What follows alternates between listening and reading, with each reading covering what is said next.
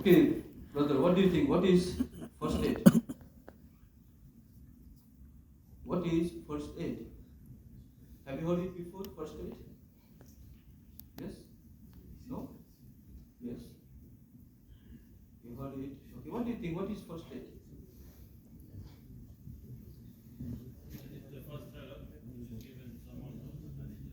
Very good. First aid is the first help or immediate help given to someone who is injured or who has got some sudden ill. Okay, that is the immediate first help. Second thing important is at the location where it is occurred, we give the first aid in that location where the accident or incident happened until the professional medical help arrives. See, we are not doctor, we are not nurse, we are not paramedics, we may not have all the equipments, okay? So once we activate the emergency alarm, then medical team will come. So we need to hand over the casualty to the medical team. Help given by friend, family members. So to give the first aid, you don't need to have the doctor degree. Anybody can give first aid. Okay. Using the minimal or no equipment. Okay, don't think that I have the first aid certificate, but company is not giving me first aid bag. No, first aid bag will be in the limited place, but first aider should be everywhere because first aid can save somebody's life, can prevent the condition from being worse. Okay, so this is the definition of the first aid, combining all. So first aid is the immediate help or treatment provided by friends or family members to an injured or ill person at the location where the incident occurred, using minimal or no equipment until the professional medical help arrives. Okay, so this is the full definition of first aid. So let me ask you one question. You see that somebody is working outside, full sweating, okay, face is red, and you ask him to take rest in the shelter, and you offer the water. Is it first aid? Yes. As per the definition, this is also first aid. You see there is an accident, okay, multiple casualties. You don't know what to do, but you manage to call 999.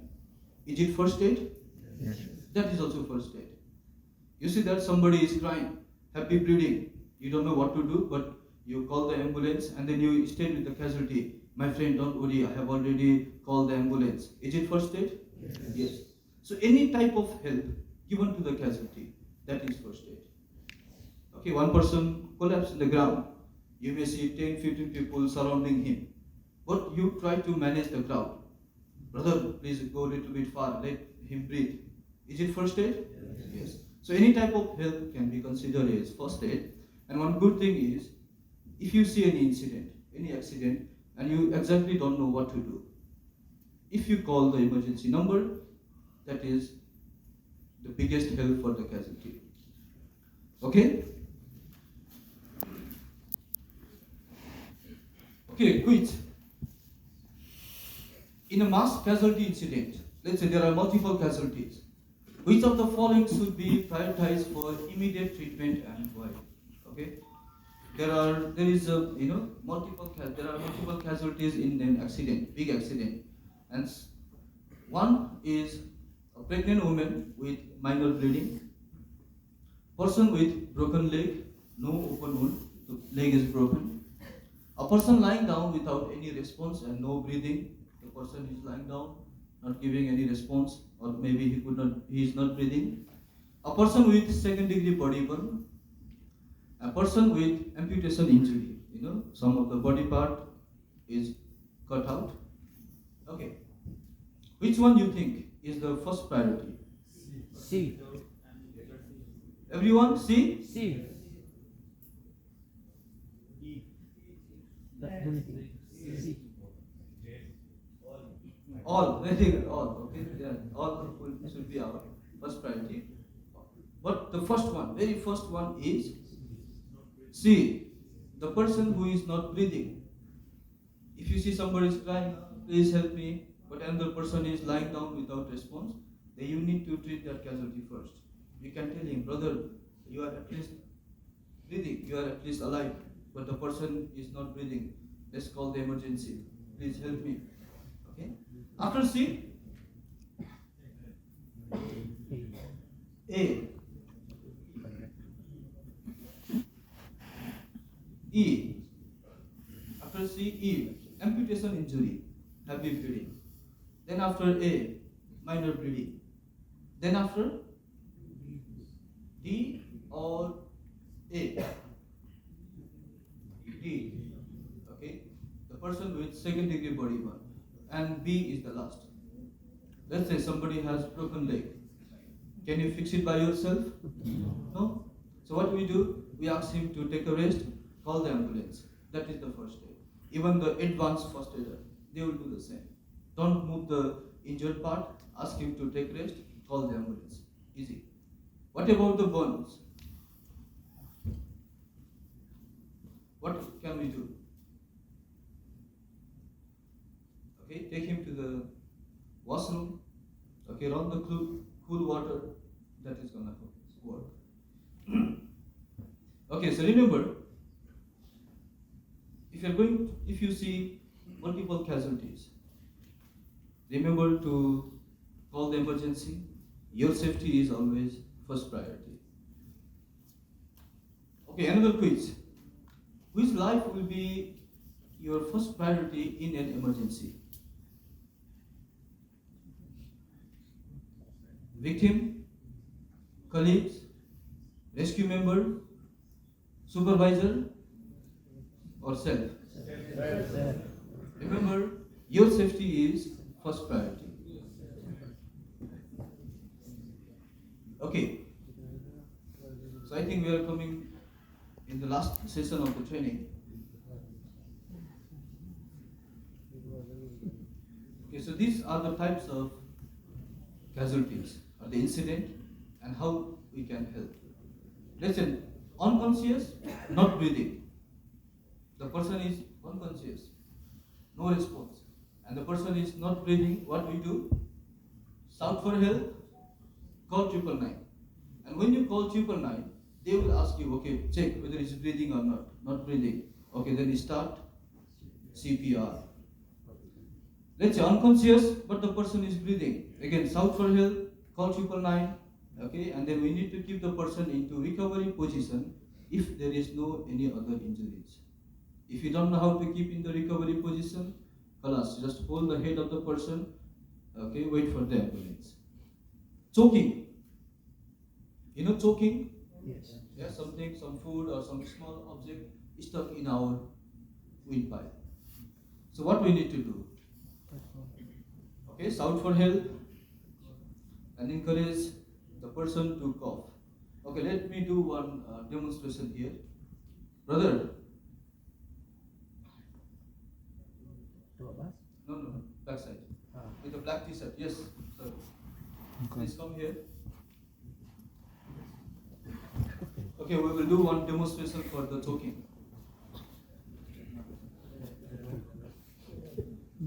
How are you? Good. What's your name? Sumit. Okay, so Mr. Sumit will act like a person who is choking, and I will act like a first aider. Okay. Okay. If somebody is choking, they will give us some kind of sign. We call it universal sign. Okay. Sign will be something like, if you are choking, how do you give the sign? You give like this. No. This is for the heart attack. Like this. Both hands.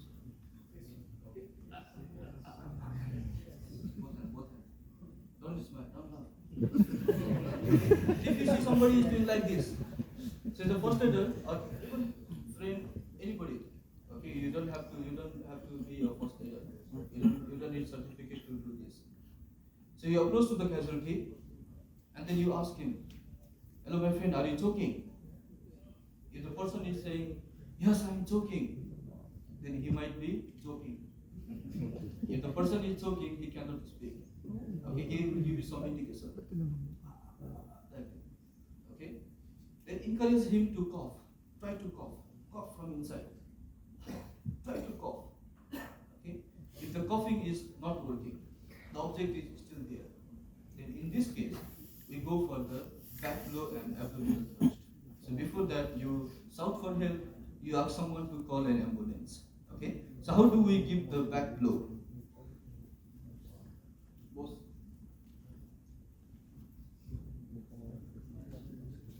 What's your name? Basan. So Basan is going to be assistant trainer. Please call the mic. Alright. So when you are going to give the back blow, your one hand should be supporting the casualty. Okay, one leg supporting the casualty. Ask him to lean forward. Can you hear me? Yes. Okay, so you need to give the blow between the shoulder blade. Okay. 5 times. 1. You need to be 5 times harder than this. 5 times harder than this. Okay? Not like playing the drum. Okay? It should be like this. 5 times.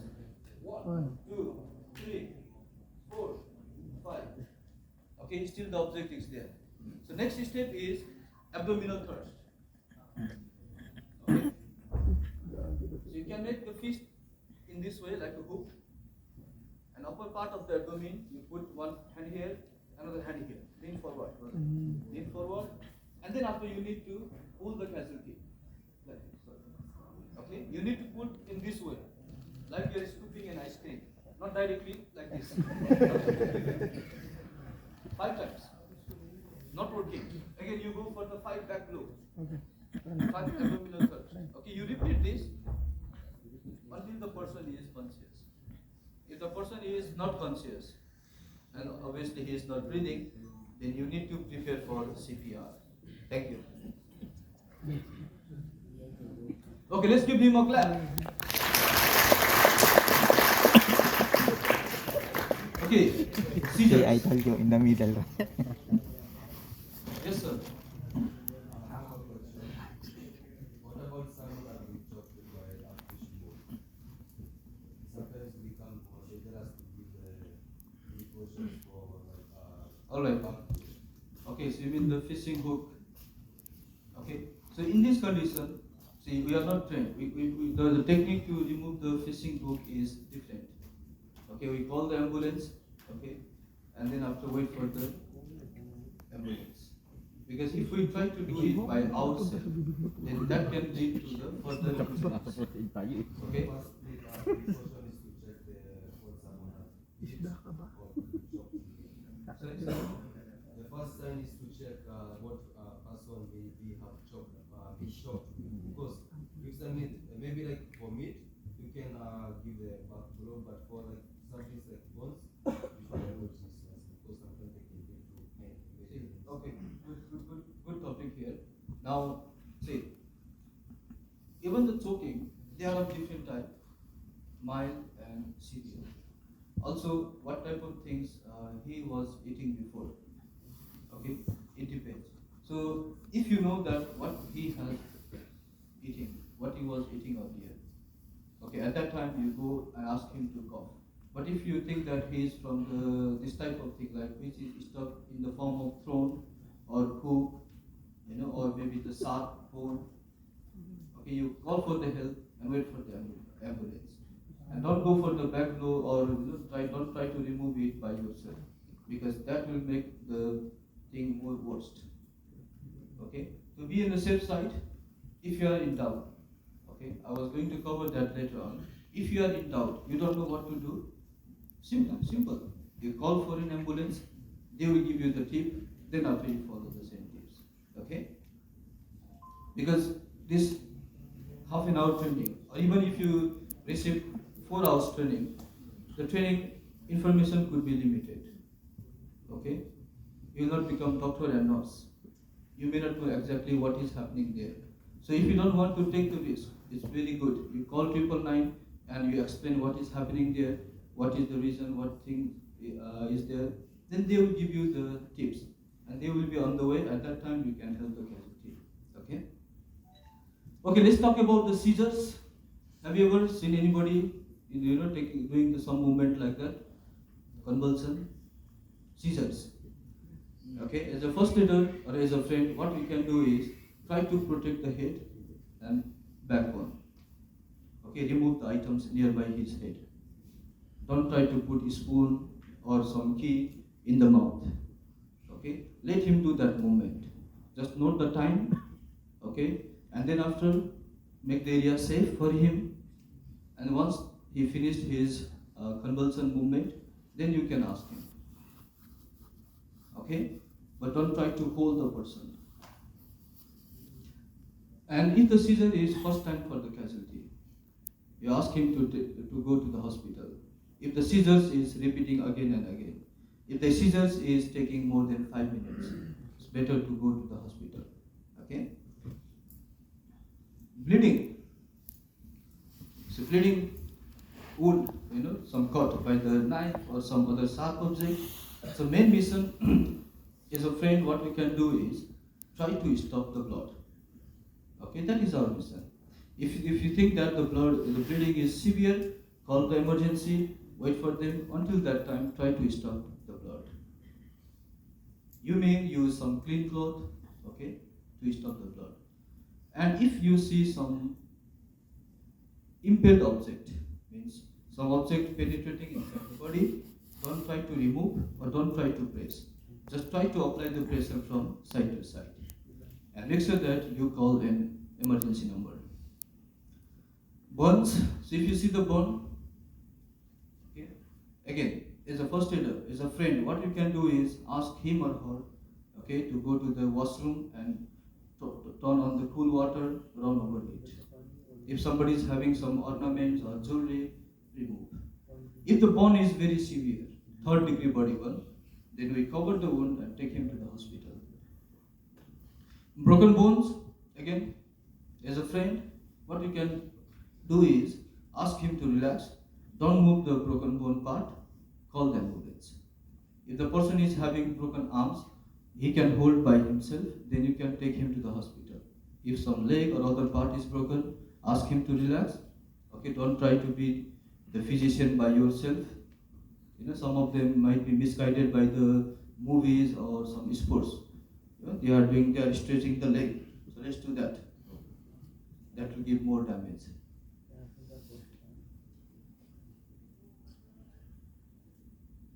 Okay, CPR. You know about CPR? Okay, in this training session today, I'm not going to demonstrate the CPR, but it's good to know. Okay, you can go in the YouTube, search American Heart Association or British Red Cross. So this type of authentic channel, they will tell you how to give the CPR. So whenever you are giving the CPR, make sure that you have already called the emergency number. So CPR consists of 2 things, chest compression and mouth to mouth. So which one is effective? Both. If you have to choose one of them, chest compression is effective.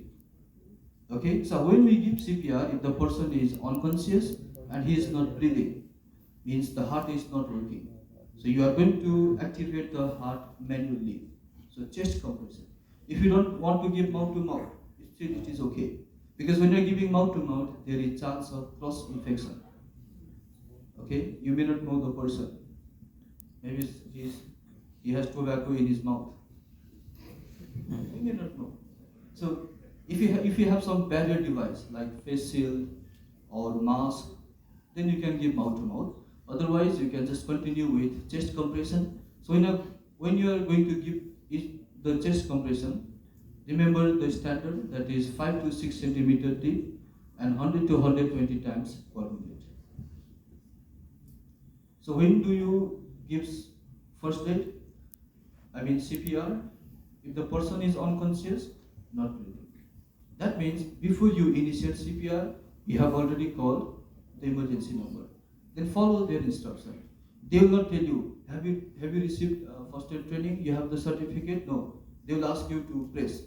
Okay, do you know how to give CPR? Yes. Okay, continue. We are on the way. Okay, so call 999. Rescue breath. If you want to give rescue breath, okay, you know the person, he or she does not have any disease inside.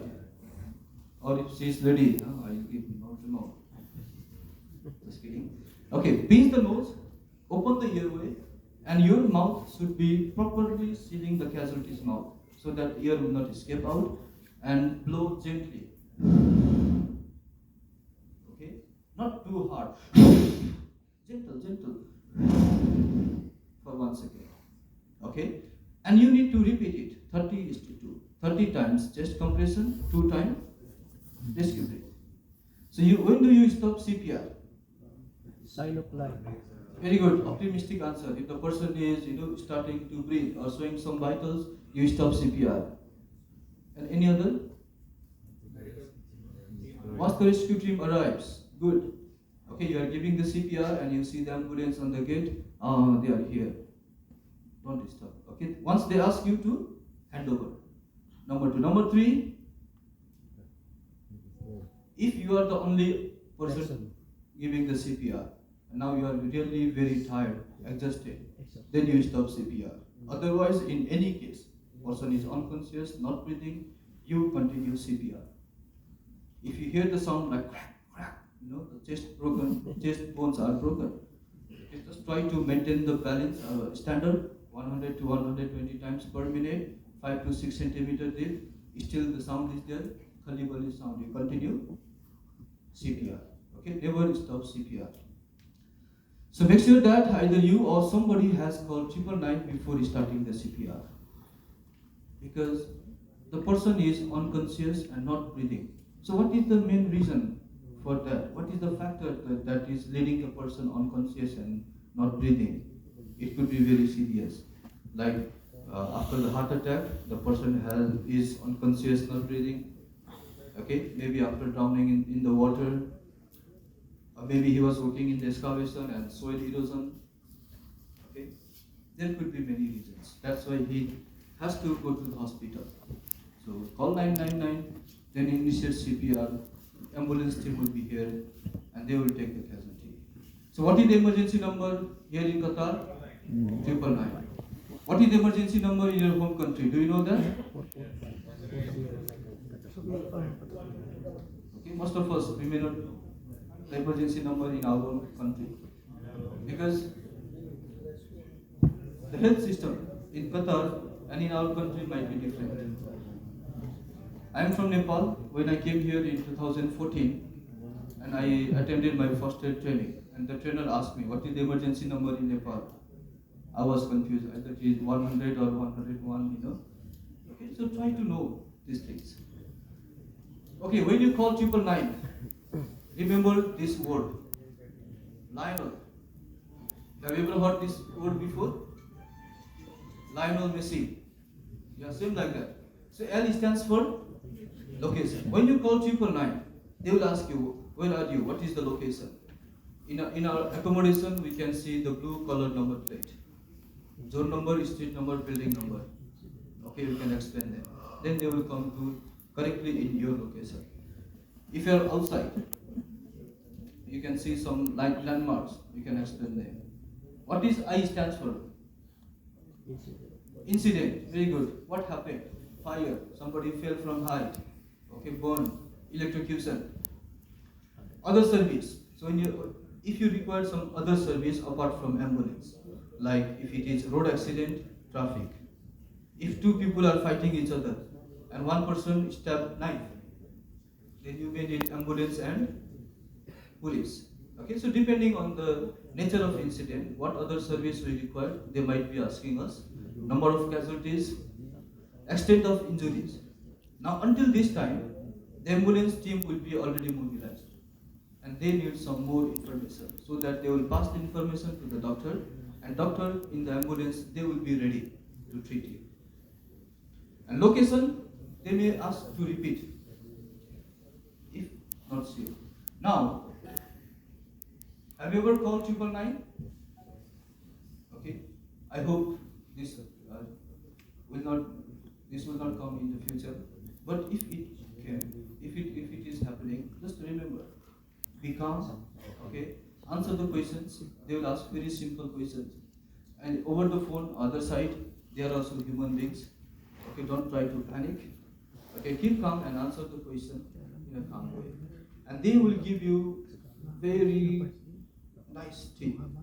golden tip, so that it will help the casualty to be alive or to recover. Okay, this one is not necessary here. Okay, now the last part of this training session. What matters you most? Yes, sir. I have a question about CPR. Yeah. In case of some incidents, should we consider giving in case of incidents, we should consider what type of incident happened before you do the CPR. Yeah. Sometimes maybe someone fell from the scaffolding or high heights, or maybe an incident of an accident or crossing the road, and they are you call emergency team, and they give you a response to give the CPR, and you don't know the patient, the condition. Some they are broken in the spine due to heights, and some they are broken in the neck due to heights.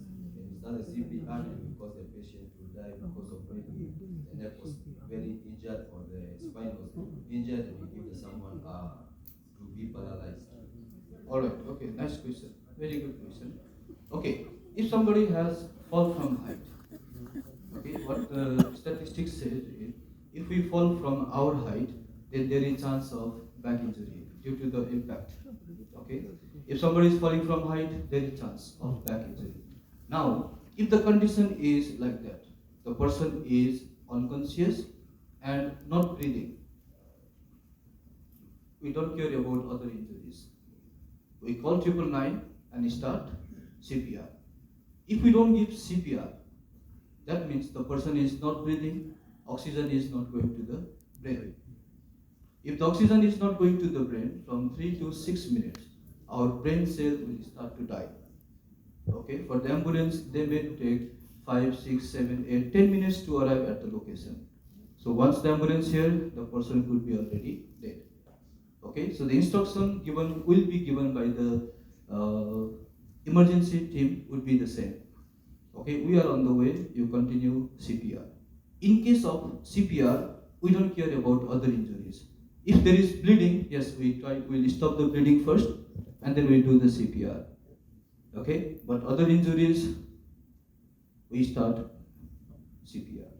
If there is, like for example, the person is unconscious, but he's breathing, and you are in confusion whether he might have some broken bones or broken necks, backbone, in this case, we don't do anything else. Let him breathe. We don't no need to keep in the recovery position. Okay, we'll consider the spinal injury and other thing in the second option. But the condition is there, person is unconscious, not breathing. Yes, the one and only thing we can do is CPR. Okay, before CPR, we call 999. Okay, brother? Thank you. Okay. Now the last part. So what matters most in your life? Some of you might be saying family, friends, money. Yeah, money, Purus. Family and Purus both. Family with Purus. All. Okay, yeah. Okay, so we are here for the money. Yeah, we came from our hometown to earn something, so that that money will keep our family surviving and our family happy. Okay. And in this photo here, you can see the balloon. Okay. So balloon is the symbol of happiness. So we will feel happy if our family, friends, we have money and our career is growing. We will feel happy. But one thing what we need to understand is, balloon is very fragile. It can burst at any point of time. Okay, if the balloon burst, means if we get any injuries, if we get any accident, if we are dead, for example, then what will happen to our family? What will happen to the money? What will happen to the career? Nothing will be there. Yes? So the main important thing here is our life. Try to work in a safe way. Okay, so that the injuries will be avoided. When you came here from your home country, you came in a plane, in the seat. So when you're going back in your home country, it should be the same, not inside the box, on the seat, putting on seatbelt. Yes? So that is the main mission of our working coming here in Qatar. So 3 golden rules: always comply with the policy of the company. Okay, your company is making the procedure to protect you, to keep you safe. Okay, follow it. Intervene. If you see somebody is doing unsafe work, stop, so that you are preventing him from an accident. Okay, if somebody is stopping you, okay, try to think from his point of view. Don't think like, I'm here from 10 years, I know what to do. You don't have to teach me. Okay, we all have different perception. So try to think from his side. Don't be angry.